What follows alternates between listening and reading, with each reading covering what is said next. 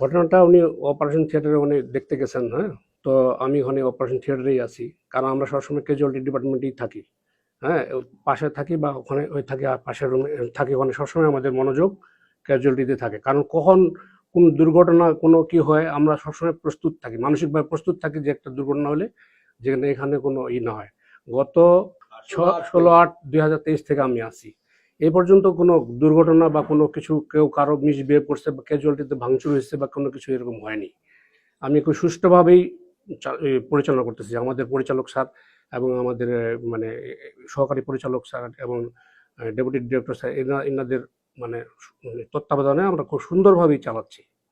এখন উনি আসে, উনি টেবিল নাই কি না কি এটা বলার জন্য আমাকে আমি ৩ বার করে ওনাকে নাম বলার পরেও উনি আমাকে মানে তা তুচ্ছ তাচ্ছিল্যভাবে মানে বলতেছেন।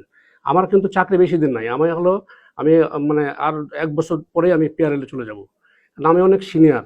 ২০১৩ তে আমি এমএস করছি।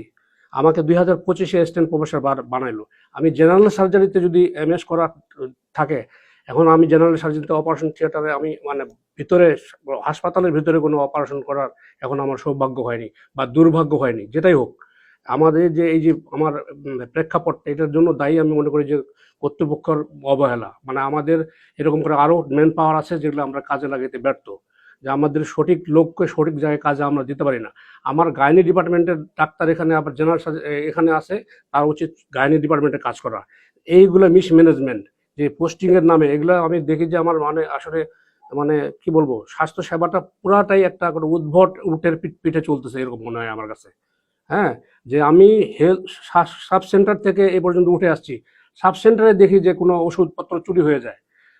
টিএইচএ সিভিল সার্জন থেকে এরা ঠিকমতো দায়িত্ব পালন করে না। যে কোনো কাজ করতে গেলে পয়সা দিতে হয়, সব জায়গায় দুর্নীতি। এইসব চিন্তা ভাবনা করে আমার চিন্তা করতে আমার আসলে কাজ করার আর মানসিকতাই নাই। আমি সাসপেনশন চাই, আমি সাসপেন্ড করতে, আমি সরকারি চাকরি করতে চাই না। আর আমার মানে এদের মানে চালানোর মতো মন মানসিকতা নাই। এই মানে স্বাস্থ্যসেবাটা পুরোটাই একটা উদ্ভট ইয়াতে চলতেছে।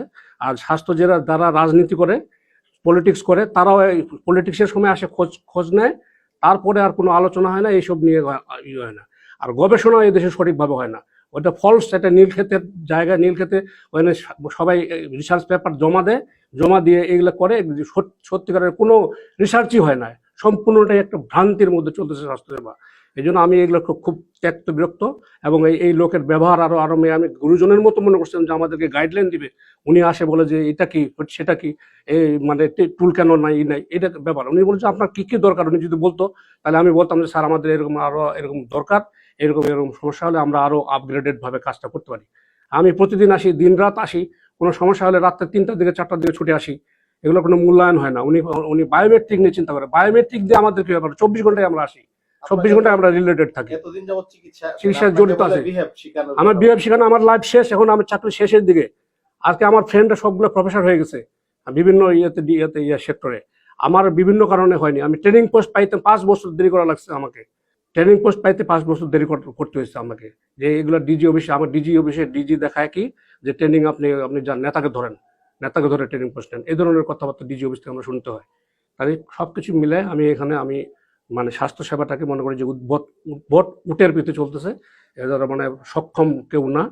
আমি এই জন্য আমার চাকরি, আমার সাসপেনশন হলে আমি খুশি হই। আপনার সাথে মানে ওই বিভিন্ন বিষয়ে ভুল ত্রুটি ধরা শুরু করে দিল। এক পর্যায়ে বললো যে আপনার বিহেভই জানেন না। তারপরে আপনাদের একটা ট্রেনিং ছিল, ওইটাতে উনি আসেন নাই কথা দিয়ে। হ্যাঁ, কথা দিয়ে উনি ২ বার, উনি প্রথম দিন উদ্বোধনের করার কথা ছিল এবং শেষের দিকে ওই দিনও আসেননি। উনি আসেননি এবং হলো যে এখন আসে যে উনি একজন, উনি শিক্ষিত এবং প্রফেসর মানুষ, ওনার ব্যবহার হবে গাইডলাইন দেওয়ার মতো। বলতে পারে যে আপনারা এইগুলা কেন, এগুলো তো আপনি দেখতে পারেন, আমরা সম্মানে ওনাকে ইয়ে করবো, রেসপেক্ট করবো। হ্যাঁ, যে আমরা, আমাদের তো ভুল ত্রুটি থাকতেই পারে। এখানকার গাইডলাইনে উনি হলো সারা দেশের স্বাস্থ্যসেবাটা দেখে, আর আমরা তো একটা ক্যাজুয়ালিটি ডিপার্টমেন্টে আমরা দেখি। তারপরে আমাদের কি কি সমস্যা হলো তো উনি জিজ্ঞাসা না করে ডাইরেক্ট উনি ওইটা বললো। উনি টেবিলটা আজকে হলো যে কাছে বোধহয় কত কত আগে থেকে আছে, আমার আসার আগে থেকে টেবিল ওখানে আছে। ডিরেক্টর স্যার প্রতিদিন আসেন, দেখেন, দেখে যে ওখানে টেবিলটা অনেক ওরা অনেক মনে করেন না যে ওটা অনেক সময়, কারণ আমাদের ইন্টারনি ডাক্তাররা অনেক অনেক লিখতে হয়, কি লিখতে হয়। আমাদের ছোট পরিসরে একটা অপারেশন থিয়েটার, হ্যাঁ, আমাদের বড় পরিসরে এখনো হয়নি। আমাদের অবজারভেশন ওয়ার্ডগুলা এখনো মানে কমপ্লিট হয়নি। সব কিছু মিলে আমাদের ডাক্তারদের বসার জায়গা নেই, ডাক্তার আমরা কোথায় বসবো ওইরকম ডাক্তার আমরা ওখানে সাফিসিয়েন্ট প্লেস নাই, একই রুমে সব ডাক্তার বসে, বাথরুম নাই ওখানে থাকার ডাক্তারদের, তাদের ক্রাইসিস। এই সমস্যাগুলো আমরা সমস্যা মনে করি না, এগুলো আমরা তারপর আমরা চেপে রেখে কাজ করি, যেগুলো আমরা না, আমাদের তো দেশে গরিব, আমাদের দেশে ওইভাবে আমরা চিন্তা ভাবনা করে কাজ করি। হ্যাঁ, সুতরাং এটা আমি মনে করি না যে আমরা কোনো লোকজনের সাথে খারাপ ব্যবহার করি। লোকজনের সাথে যদি খারাপ ব্যবহার করি, আমি চিকিৎসা জীবনের শেষ পর্যায়ে আসছি, এ পর্যন্ত কেউ কোনো বলতে পারবে না যে কোনো জনগণ যে আমি কোনো রোগীর সাথে খারাপ ব্যবহার করছি। আমি ছোট হইতে বড় হইতে সবাইকে তার প্রাপ্য সম্মানটা দিয়েই আমি চিকিৎসা শুরু করি, সালাম দিয়েই আমি চিকিৎসা শুরু করি।